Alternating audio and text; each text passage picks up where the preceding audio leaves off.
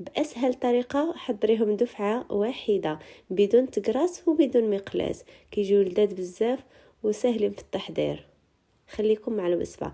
غادي نحتاج 2 كيسان من الدقيق، ما يعادل 300 غرام، ملعقة كبيرة من الخميرة وملعقة كبيرة من السكر. غنوضع معاهم القليل من الماء الدافئ ونخلطهم ونخليهم جانبا حتى كتفاعل الخميرة. غادي نضيف 2 معالق كبار من نيدو ومعلقة صغيرة من الملح، وغندير خليط الخميرة والماء دافئ ونجمع العجين كيكون مرخوف. كندهنو بالقليل من الزيت ونخليه كيختمر. بالنسبه للحشو غادي ندير واحد البصله اللي غنقطعها رقيقه، القليل من الزيت. من بعد ما كتدبل لينا البصله غنضيف ليها شويه ديال الكفته، واحد 200 غرام ديال الكفته، وواحد الجزره اللي مبشوره. كنحاول انني نفتت هذيك الكفته، ومن بعد كنضيف الملح والقليل من الفلفل الاسود او الابزار، وكنبقى كنحرك في الكفته او الحشوه ديالنا حتى كطيب. في الاخير كنضيف ليها القليل من البقدونس.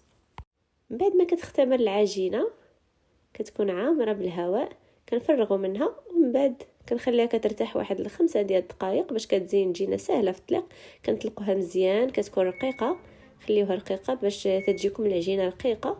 وكنقطعوها هنا بواحد القطاعه ديال البيتزا ولا سكين على حساب الحجم اللي كتحبوا. انا هنايا درتهم شويه صغارين. المهم هو العجينه كتكون رقيقه والحشوه كتكون شويه كثيره كما كتشاهدوا. وكنبدا كنجمع فيهم بهاد بسهوله بالزربه كيتجمعوا هكايا. وفي هاد الاثناء كندير البانيني، كتبدا كتسخن وانا كنسد فيهم.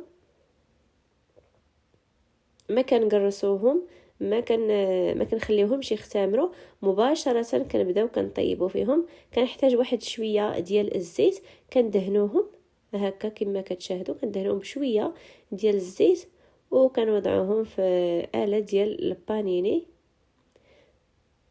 غير كنحطوهم ومن بعد كنضغطوا عليهم واحد الضغطه هكايا مزيان باش كيتقرصوا بهذيك الاله ديال البانيني.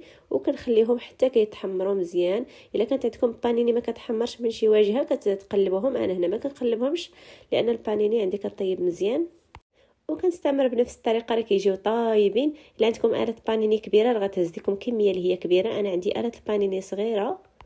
كما كتشوفوا كيجيو ساهلين في التحضير والشكل ديالهم مختلف وزوين بزاف، وحتى الحشوه بسيطه ولذيذه بزاف.